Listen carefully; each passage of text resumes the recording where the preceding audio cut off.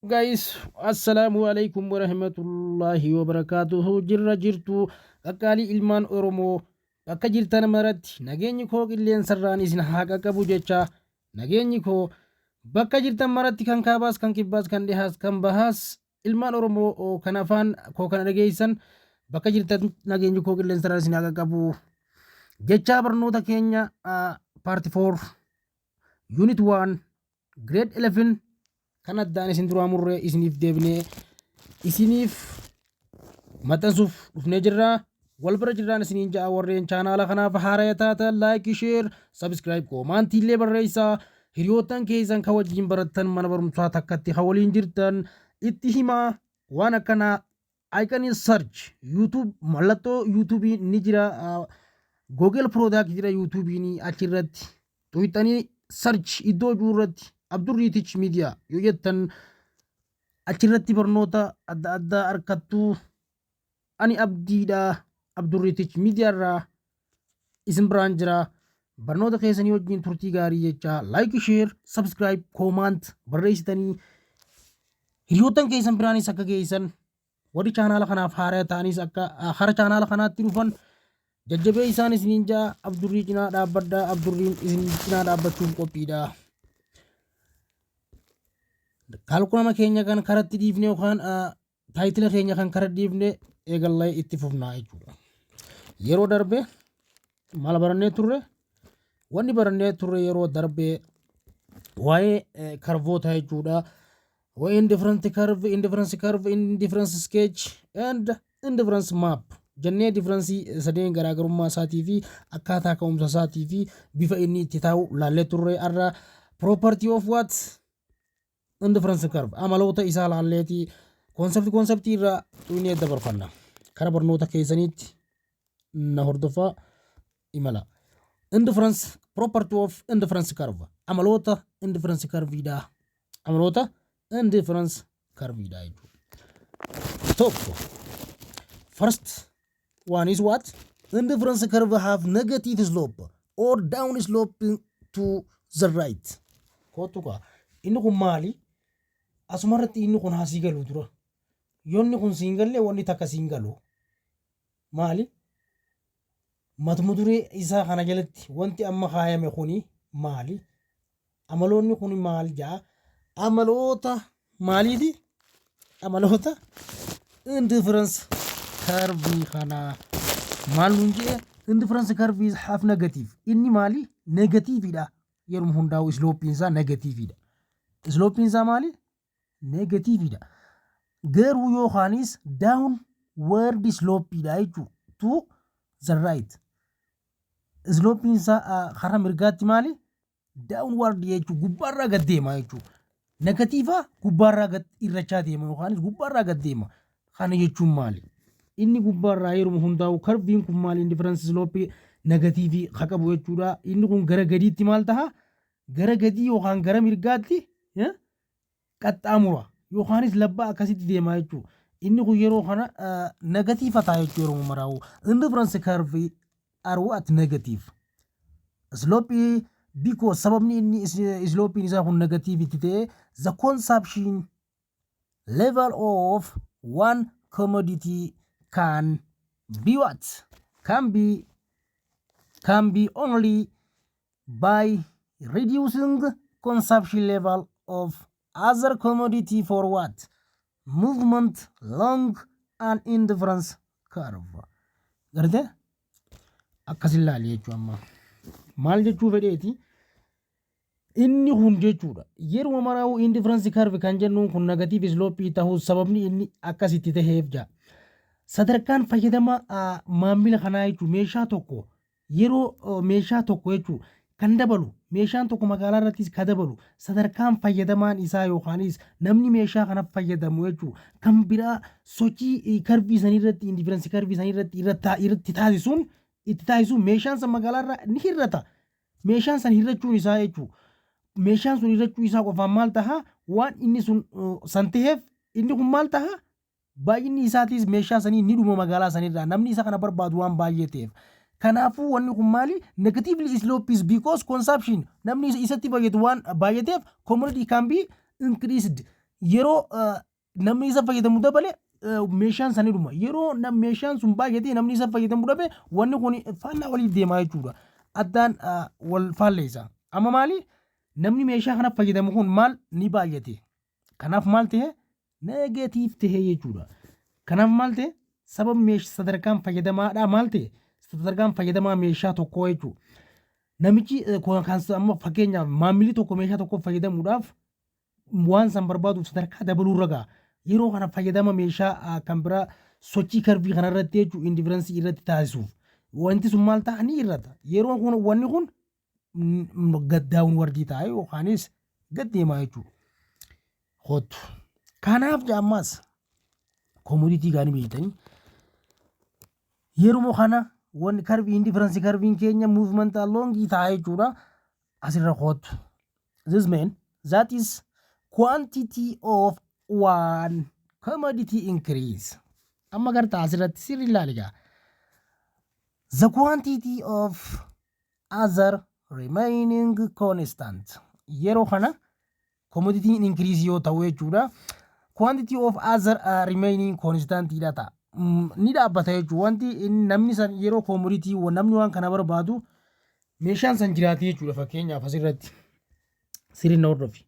Kana jechuun maal jechuudha baay'inni meeshaa tokkoo jechuudha baay'inni meeshaa tokkoo baay'inni isaa jechuudha dhaabbataa kan ta'u yeroo biraa hafee waliin yeroo biraa meeshaan sun hafee dabalamee jechuudha faayidaa waliigalaa irratti jechuudha fayyadamaan waan san harkatu maali ni dabala meeshaan sunis ni dabala fayyadamaan sanis ni dabala kanaaf meeshaan san koonistaantii taate jechuudha remain constant. Meeshaan quantity san increase commodity increase taanaan quantity of other remaining constant dha jechuudha quantity waan san jechuudha constant. Total utility or consumer is increase. Total utility is increase dha asirratti and hand is quantity of commodity is decrease. Isinirraa irratti haqamee jira amma gaasiritti wanta kana sirri koota laala. Wanni kun waan bakka ijoodhaas bakka qorumsa irrattis dhufu jechuudha. Gama biraatiin baay'inni meeshaa tokkoo jechuudha. Meeshaa tokkoo meeshaa biraa dhaabbataa ta'ee hafee kana waliin yoo irratee faayidaan waliigala isaa maal ta'a ni dabala jenne asirratti jechuudha. Kanaaf fayyadamaan maal ta'a fayyadama waan kanaa yoo irrisee meeshaan sun bakka sanitti dhaabbataa ta'e kanaaf ta'e kanaafuu faayidaan yookaan fayyadamaan dhaabbataa ta'e akka turuuf akkuma baay'inni meeshaa tokko dabalaa deemuun baay'inni meeshaa biraa maal hir'achuu qabaa jechuudha. Baay'inni meeshaa sanii dabalaa akkuma dhufeen baay'inni meeshaa biraa maal ta'a decrease ta'uu qaba. Kan yeroo kana quantity is what remain constant wanta kana yeroo kana wanti san maal ta'a dhaabbataa ta'a jechuudha. Haala kanaan amma haa waliin ilaallu asirratti mee. Consumer are reduced hence in order to keep consumer is reduced. Maamilli maal ta'a ni irrata amma asirratti jechuudha adda hafee jira. One other hand is quantity of commodity. Quantity of commodity decrease dha. Yeroo kana quantity of other remain constant dha jechuudha. Inni biraa meeshaan biraa akkuma dabaluun inni namni kaastamaronni waan san barbaadus dabala yeroo isaan san meeshaan san dabale namni san irrate total utility of the what the consumer is reduced. Maamilli waan san barbaadu ni irrata. Hence is order keep in utility. Consumer is what? Utility of the consumer is constant. Dhaabbataa ta'a wanti kun ammaas. As the what? Quantity of commodity is increased. Quantity of commodity meeshaa wanna sanii san increase yoo kan dabalu ta'e quantity of another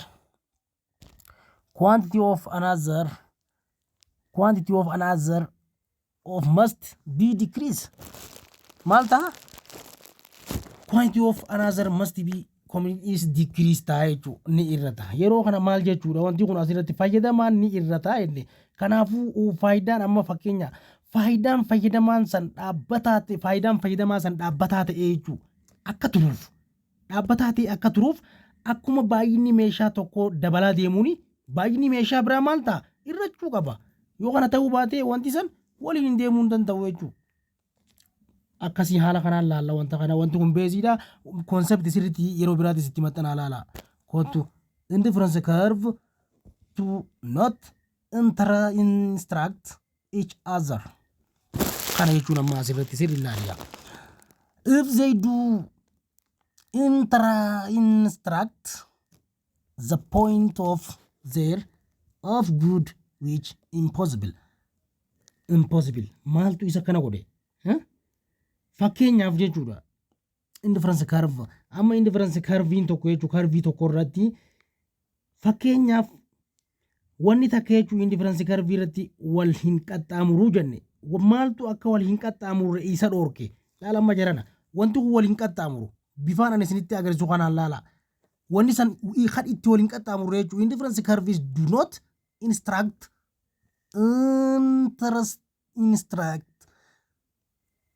intersect wal hin qaxxaamuru asirratti jechuu intersect indifference curve do not is what intersect each other jabr wal hin qaxxaamuru maaltu akka inni wal hin qaxxaamurre isa dhoorke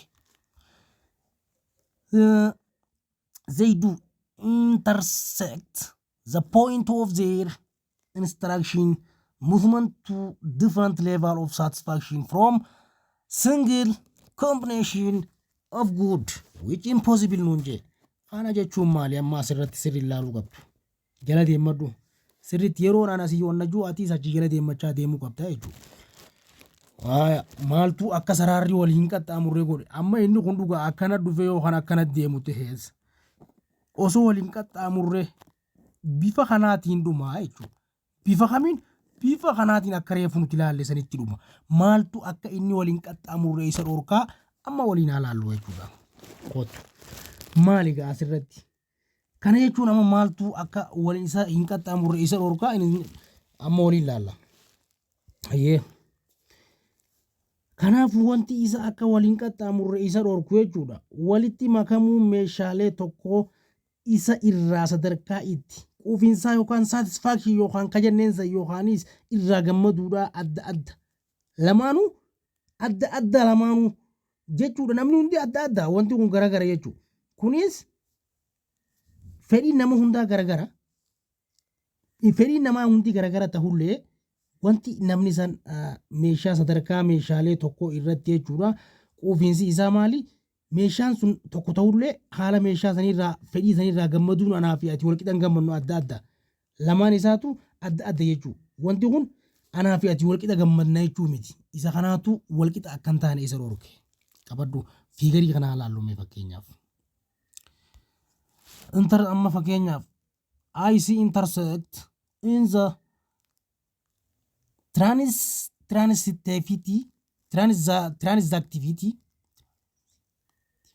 transitivity rule is violent wanti kun seera waan kanaa maal godha ni cabsaa jaa seera isaa kan akkamitti cabsa gaa amma fakkeenyaaf hootumee waliin ilaallu seera waan kanaa akkamitti cabsa ni cabsa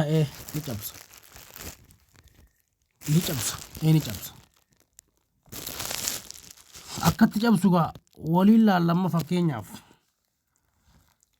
wanti kun akkamitti seera waan kanaa cabsaa fakkii kanarratti laali fakkeenyaaf figure 1.4 shows a problem with intersecting ICs combination E and C are what on the IC1 and hence what consumer is indifferent between them. Similarly, combination E and D are on the same IC2 and hence must lead to the same utility. The utility ye point injira maali ma wanni kun maal nu ibsu fedhe amma agarsiistuu kanarratti jechuudha IC wal akka qaxxaamuruun akka waliin qaxxaamurre IC'n kun jechuu akka isaa waliin xuune amma wal nyaatinsi isaanii kun jechuu asirratti jechuudha E fi C IC irratti waan jiraniif maali fayyadamaan isa gidduutti dhimma hin qabu fayyadamaan biraa hin qabu. Fayyadamaan tokko waan tokko fayyadama. Fayyadamaan biraas waan biraa fayyadama. Fayyadamaan kunis waan meeshaan isaan fayyadaman tokko ta'us garuu fedhiin isaanii kun wanti isaan irraa gammadan satisfaakshiniin isaanii namuu mataa jechuudha. Sanaaf laayinii mataa isaanii irra gammadam. Namuu laayinii mataa isaa irra gammada malee laayiniin isaa laayinii kanaaf ta'uu hin danda'u jechuudha asirratti. Wanni kun akka isin harkaa waliin nyaanne jechuudha. Amma fakkeenyaaf hara giraabii deemnee haa laallu. Kootu. Giraabii irra hoggaa deemnee jechuudha. Fayyadamaan kun jechuudha fakkeenyaaf fayyadamtoota yoo laallu fayyadamaan yoo xiqqaate gariin XC laala. Banaana. As jira banaanaan ni dabale. Orange X. Sararri kun jechuudha. Asii ka'ee E fi C'n yeroo wal fakkaataa tokko irratti deeme. Garuu immoo asirratti seerri isaa bakka kanatti cabee jira jechuudha. Akka inni jeetti vaawuleet seerri bakka kanatti vaawuleet kan ta'e sun eessarratti asirratti. Kanaaf seerri kun bakka kanatti cabee jira. Sararri wanni kun maali? Sararri isaa waliin tuqu inni reefuu waan achirratti hineef yoo sararri kun asirratti kan wal tuqu ta'e wanti kun variability of the vowlet seerri sun ni cabee akka seera kana cabseetti ni ilaalla jee. Asitti sararri kun bakka tanaa ka'uun isaa seera isa kanaa maal godhe ni cabse. Akkamitti cabse? Halaallu. Bakka kanatti maqaxxaamuruu indifferensi karviidhaa jechuudha. Seera isa kanaa ni cabse. Asirratti gad deebisnee halaallu. Asirratti ni jira. Kootu. Bakka kana kootu.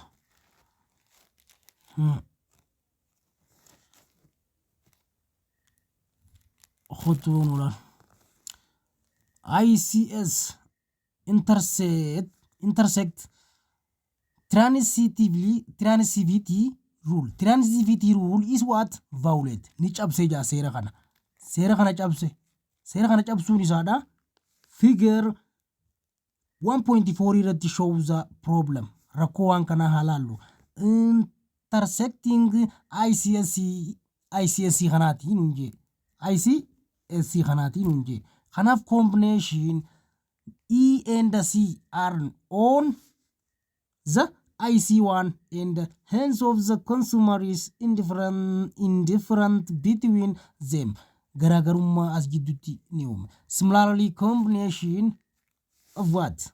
E and D are on the same IC2 and hence must lead to the same utility.